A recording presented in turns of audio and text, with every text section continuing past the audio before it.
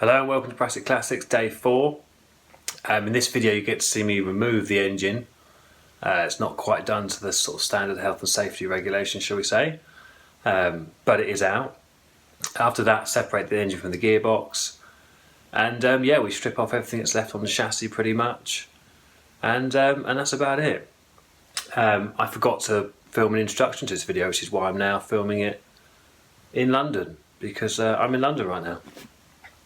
But next week I'll be back down in Kent and I'll be cracking on with what we're doing next week. What are we doing next week?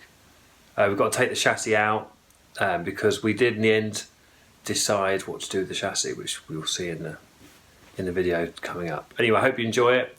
If you do enjoy it, please do like, share and subscribe, and yeah, follow the Series 1 restoration. Thanks very much. Goodbye. So we're just getting ready to remove the engine and gearbox. I've just removed the clutch linkage, which just goes between there and here, and it's held in with some circlets. That's the linkage itself. All the engine mounts are disconnected. Not sure if you can see that one there. So it should pretty much, once I disconnect this front prop shaft, should come off. Fingers crossed. Okay, we just moved the roof, and now we're going to drag the Land Rover out and then remove the engines.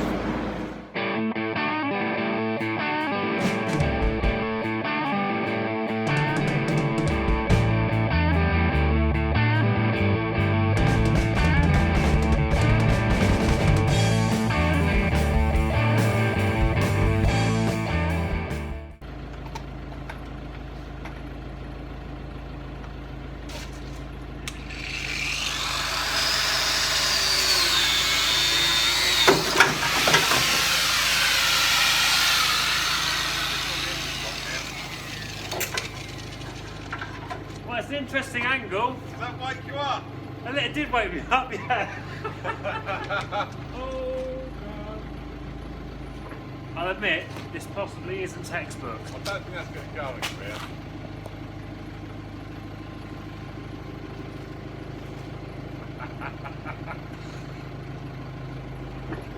I admit, we're beginning to look like bodgers here. Steve, we're starting to look like bodgers. Yes, that probably wasn't the most professional move, was it?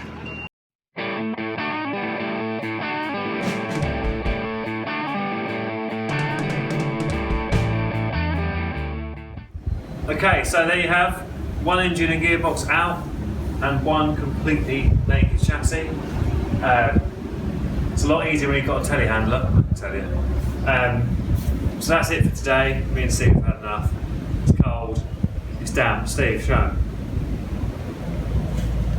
There's my Audi. Yeah, it's not nice. And this is the reality of restoring cars in England. Sometimes it's horrible, disgusting, cold. But anyway, as you can see, the chassis is looking, well, it's a chassis, isn't it? And tomorrow, the plan tomorrow is to separate the engine and gearbox so I can drag them around and then remove the axles. Then the chassis is going to be pulled out of here and just put against the wall somewhere. And then, yeah, we can prep all the parts. I think, well, yeah, I have decided brand new chassis. I'm going to get, I've ordered a Richard chassis for this 107. It's galvanised. Why did I do this? Steve, why did I order a brand new chassis? This one's knackered. That one's knackered. And kind of the thing is with it, I don't want this to be, this isn't a bodge it up and make it run job. I want this Land Rover to be, it's a patina truck, but running gear, chassis, everything else, every nut and bolt is going to be new. So potentially, yeah, so really it's a proper restoration, but it'll still be a patina truck, I think. So yeah, I've gone the whole hog, and yeah, I'm going brand new galvanised Richard chassis, which should be here in 6 weeks. I've got 6 weeks to prep all the axles, which is, again, like I say, a complete strip, every seal, everything that's being redone. This is going to be like a new truck. Yeah, it's going to be like a new one, simple as that. This time, I've done a couple of restorations where I've sort of, not restorations, but running restorations where, you know, I'm using it, but I want to improve it.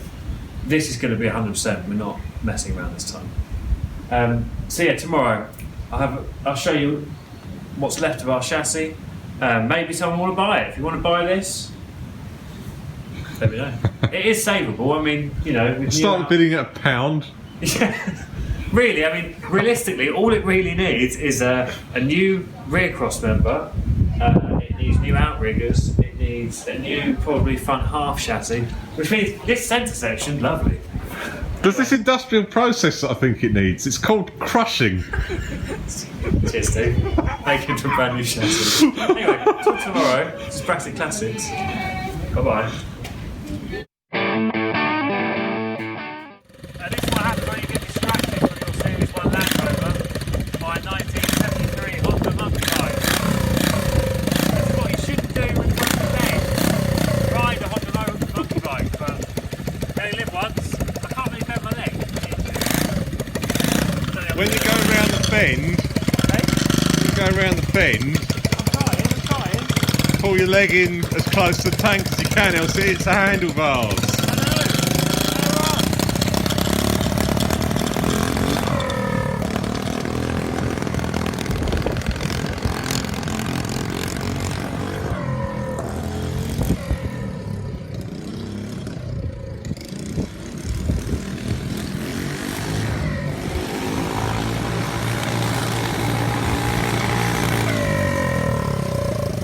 Easy rider. It's quite good fun, but I can't bend my leg enough to get it to actually go on the bed.